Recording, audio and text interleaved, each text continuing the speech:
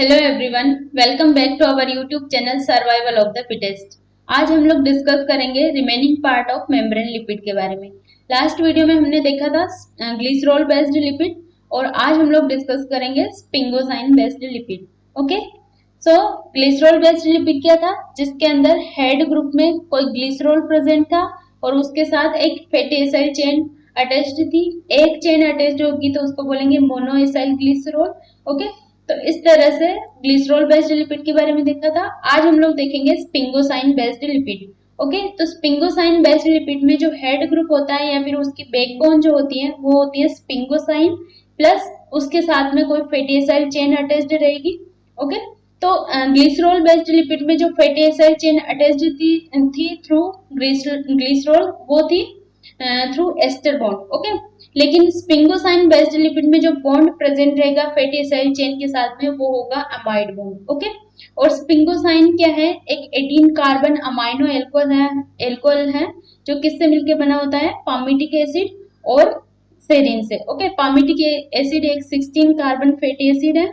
हम लोग जब फैटी एसिड पढ़ेंगे उस टाइम देखेंगे कि पामिटिक एसिड क्या है, ओलिक एसिड क्या है, इन सब के बारे में। ओके, तो स्पिंगोसाइन क्या है, एक अमाइनो एल्कोहल है जो 18 कार्बन से बना होता है और किससे मिलके बना होता है, पामिटिक एसिड प्लस सेरिन। और सेरिन क्या है, एक अमाइनो एसिड है। ओके, और फैटी एसिड के साथ ज्वाइन करेगा थ्रू अमाइड बॉन्ड। ओके, और जब फैटी एसिड चेन के साथ में स्पिंगोसाइन अटैच्ड हो जाता है तो उस स्ट्रक्चर को बोला जाता है सीरेमाइड। ओके, तो सीरेमाइड एक एनालोगस स्ट्रक्चर है डायएसाइल ग्लिसरॉल के। Diacyl glycerol means 2 fatty acid chain attached रहेगी, लेकिन यहाँ पे स्पिंगोसाइन की भी एक लॉन्ग कार्बन चेन होती है। इस वजह से सीरेमाइड की स्ट्रक्चर कंफ्यूज होती है डायएसाइल ग्लिसरॉल के साथ में।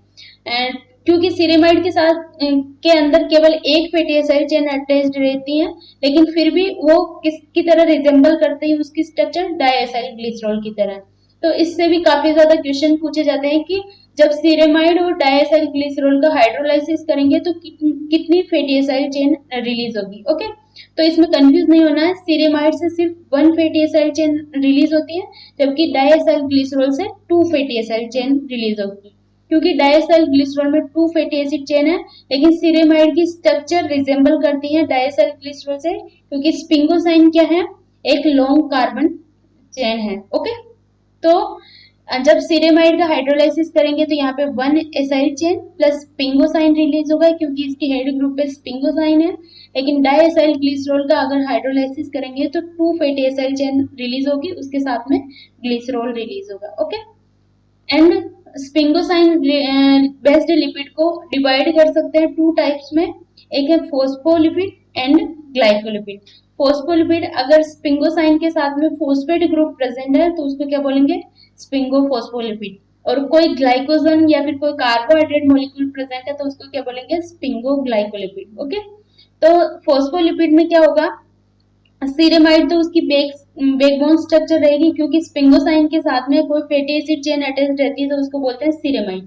तो सीरेमाइड के साथ में अगर फोस्फोकोलिन अटैच्ड है तो इसको क्या बोलेंगे, स्पिंगोमाइलिन। ओके, और कोलिन और ये सारे ग्रुप क्यों अटैच किए जाते हैं, फॉर एक्स्ट्रा स्टेबिलिटी। तो सीरेमाइड के साथ में फोस्फोकोलिन अटैच रहता है तो इसको बोलते हैं स्पिंगोमाइलिन। स्पिंगोमाइलिन इसका नाम इसलिए दिया गया क्योंकि ये फर्स्ट टाइम डिस्कवर किया था माइलिन शीथ के अंदर। ओके, लेकिन ये सबसे ज्यादा अबंडेंट अमाउंट में प्रेजेंट होता है आरबीसी मेम्ब्रेन के अंदर। देन नेक्स्ट है ग्लाइकोलिपिड। ग्लाइकोलिपिड को फर्दर डिवाइड कर सकते हैं सेरिब्रोसाइड और ग्लोबोसाइड के अंदर। ओके, तो ग्लाइकोलिपिड नाम से पता चल रहा है इसके अंदर कोई ना कोई कार्बोहाइड्रेट मॉलिक्यूल प्रेजेंट होगा। ओके, सो सेरिब्रोसाइड क्या है, सेरिब्रोसाइड के अंदर कोई शुगर मॉलिक्यूल प्रेजेंट रहेगा, या तो वो ग्लूकोज हो सकता है या फिर गैलेक्टोज प्रेजेंट रहेगा। जब ग्लूकोज सीरेमाइड के साथ अटैच होगा तो उसको बोलेंगे ग्लूकोज सेरिब्रोसाइड, और गैलेक्टोज सीरेमाइड के साथ अटैच्ड होगा तो उसको बोलेंगे galactose ceramide. Okay, galactose cerebroside. Okay, then next है ग्लोबोसाइड। ग्लोबोसाइड का एग्जांपल है गैंग्लियोसाइड।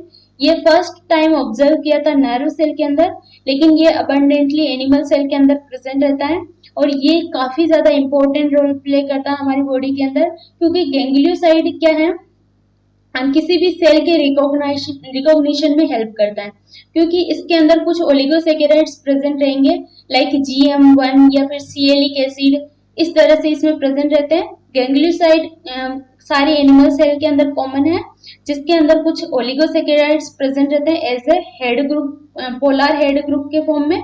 एंड उसमें जो हेड ग्रुप प्रेजेंट रहेगा उसको क्या बोलेंगे, एन एसिटाइल न्यूरेमिनिक एसिड या फिर सिएलिक एसिड। ओके, तो ये सिएलिक एसिड क्या होता है, नेगेटिव चार्ज देता है एट pH 7 पे।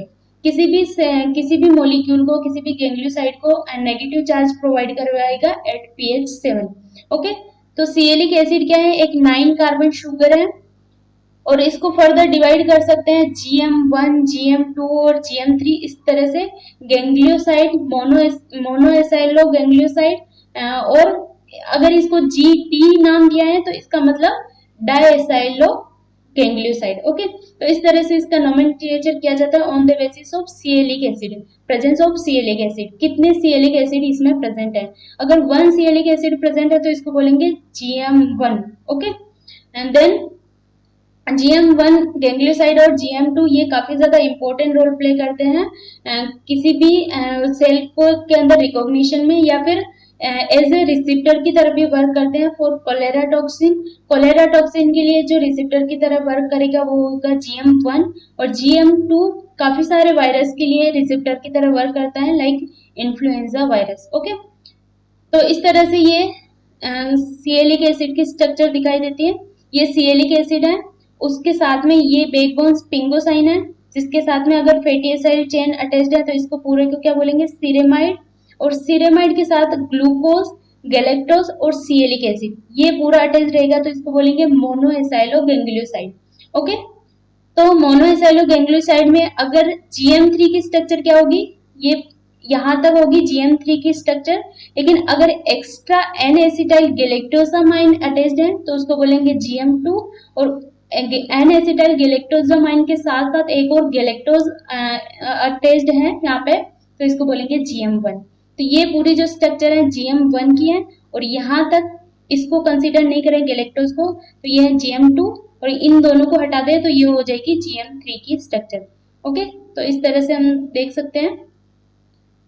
देन ये जो ग्लाइकोस्पिंगोलिपिड्स है ये काफी ज्यादा इंपॉर्टेंट रोल प्ले करते हैं किसी भी सेल के रिकॉग्निशन में। लाइक ब्लड सेल के अंदर जो ब्लड एंटीजन प्रेजेंट होता है उसके अंदर कुछ टर्मिनस साइड में एक ओलिगोसेकेराइड प्रेजेंट रहती है, वो ओलिगोसेकेराइड होती है ग्लाइकोस्पिंगोलिपिड। तो इसके बेस पे हम लोग रिकॉग्नाइज करते हैं कि ये सेल में O एंटीजन है, A एंटीजन है या फिर B एंटीजन है। ओके, तो इस तरह से यहाँ स्ट्रक्चर देख सकते हैं O एंटीजन की, जिसमें ये क्या है, बैकबोन स्ट्रक्चर जिसमें sphingosine plus fatty acid chain ceramide present है, उसके साथ में ये एक और फ्रेम शुगर है जिसमें ग्लूकोज प्रेजेंट रहेगा, गैलेक्टोज प्रेजेंट रहेगा, एन एसिटाइल गैलेक्टोजामाइन है और गैलेक्टोज है, और उसके साथ में फ्यूकोज प्रेजेंट है। लेकिन अगर टर्मिनल शुगर पे एक और एक्स्ट्रा एन एसिटाइल गैलेक्टोजामाइन अटैच हो जाएगा तो उसको बोलेंगे ए एंटीजन, और उसके अलावा गैलेक्टोज अटैच हो जाएगा तो उसको क्या बोलेंगे, बी एंटीजन। तो इस तरह से ग्लाइकोस्पिंगोलिपिड्स का मेन फंक्शन होता है किसी भी सेल के डिटर्मिनेशन के लिए और ब्लड ग्रुप के डिटर्मिनेशन के लिए। ओके, देन नेक्स्ट है मेम्ब्रेन सिमेट्री।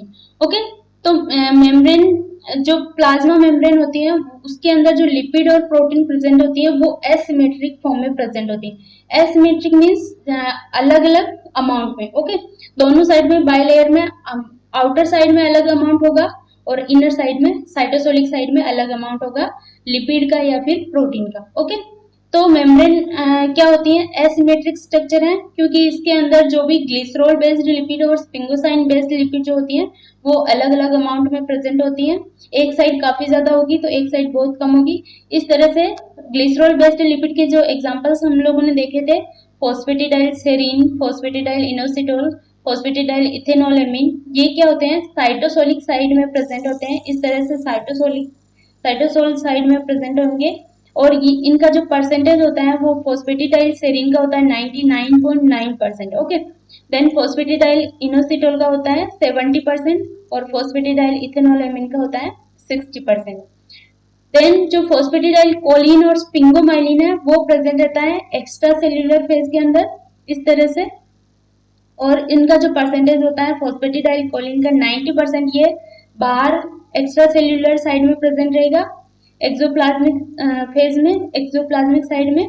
देन स्पिंगोमाइलिन कहाँ पे कितना होगा, 95% बाहर प्रेजेंट रहेगा। ओके, तो फॉस्फेटिडाइल सेरीन जो है वो ऑलवेज प्रेजेंट रहता है इनर साइड में या फिर साइटोसोलिक साइड में, लेकिन कुछ ऐसी कंडीशंस होती हैं, कुछ ऐसे सिग्नल्स होते हैं, सिग्नल की तरह वर्क करती हैं, जब ये क्या करती है फ्लिप करके आउटर साइड में आ जाती है, तो उस सिग्नल उसको as a apoptotic signal recognise किया जाता है सेल को, कि इस सेल को क्या करना है, एपोप्टोटिक पाथवे में ले जाना है। और अगर फॉस्फेटिडाइल सेरीन बाहर के साइड फ्लिप हो जाए तो उसको बोलते हैं ईट मी सिग्नल। ओके, वो सिग्नल वो सेल सिग्नल देती है कि मुझे ईट करो। ओके, तो वहां पे क्या होगा, उस सेल का अगर वो कोई कैंसरस सेल है या फिर वायरस इन्फेक्टेड सेल है तो उसका जो फॉस्फेटिडाइल सेरीन है वो क्या करेगा, बाहर की साइड फ्लिप करेगा और ये as a immune response work करेगा कि इस सेल को क्या करना है, डिग्रेड करवाना है या फिर एपोप्टोटिक पाथवे से प्रोग्राम्ड सेल डेथ करवानी है इसकी। तो इसलिए फॉस्फेटिडाइल सेरीन क्या करेगा, फ्लिप हो जाएगा आउटर साइड में। और जो मेम्ब्रेन की एसिमेट्री होती है वो बेसिकली क्यों होती है, क्योंकि यहाँ की जो लिपिड और प्रोटीन क्या करती है, मूव कर सकती है एक जगह से दूसरी जगह पे, ये लेटरल मूवमेंट भी कर सकती हैं या फिर फ्लिप फ्लॉप मूवमेंट भी कर सकते हैं। तो नेक्स्ट वीडियो में हम लोग देखेंगे कि फ्लिप फ्लॉप मूवमेंट कैसे होता है। ओके, तो और इसके अलावा जो स्पिंगोसाइन बेस्ड लिपिड है उसका जो सिंथेसिस होता है वो होता है गोल्जी एक्सोप्लाज्मिक फेज के अंदर। गोल्जी एक्सोप्लाज्मिक फेज मींस कोई भी सेल है उसके अंदर गोल्जी कॉम्प्लेक्स प्रेजेंट है, तो उसका एक्सोप्लाज्मिक फेज कौन सा होगा, उसका ल्यूमन। ओके, तो गोल्जी के अंदर की जो साइड है उसको बोलेंगे एक्सोप्लाज्मिक फेज, और वहां पे अगर कोई मॉलिक्यूल सिंथेसाइज हो रहा है और वो आके प्लाज्मा मेम्ब्रेन के साथ फ्यूज करेगा तो वो कहाँ प्रेजेंट रहेगा, बाहर की साइड। तो ऑल स्पिंगोसाइन बेस्ड लिपिड है वो absolute symmetry absolute asymmetry show करती है, क्योंकि जो भी सारी स्पिंगोसाइन बेस्ड लिपिड होगी वो गोल्जी एक्सोप्लाज्मिक ह्यूमन फेज में सिंथेसाइज होके कहाँ पे फ्यूज हो जाएगी, इस तरह से एक्स्ट्रा सेल्यूलर साइड में। ओके, देन जो ग्लिसरॉल बेस्ड लिपिड होती है उसके अंदर पार्शियल एसिमेट्री होती है, क्योंकि ये इनर साइड में प्रेजेंट रह सकती है और बाहर की साइड में, और इसका जो मेनली सिंथेसिस होता है वो होता है स्मूथ एंडोप्लाज्मिक रेटिकुलम के साइटोसोलिक फेज के अंदर। ओके, तो ये था एसिमेट्री के बारे में। अब हम लोग देखेंगे कि एसिमेट्री प्रेजेंट क्यों रहती है और कौन कौन से मूवमेंट प्रेजेंट रहते हैं प्रोटीन के अंदर भी और लिपिड के अंदर भी। लिपिड के अंदर काफी सारे स्क्रैम्बलेज, फ्लिप फ्लॉप, इस तरह से lateral movement, rotational movement present रहते हैं, और प्रोटीन के लिए भी एक साइंटिस्ट ने इसका मॉडल दिया था कि किस तरह से प्रोटीन का मूवमेंट होता है एक मेम्ब्रेन से दूसरी मेम्ब्रेन तक। ओके, तो इस सब के बारे में देखेंगे नेक्स्ट वीडियो के अंदर। सो this is about sphingosine based lipid. I hope you like this video. Thank you so much for watching. Thank you.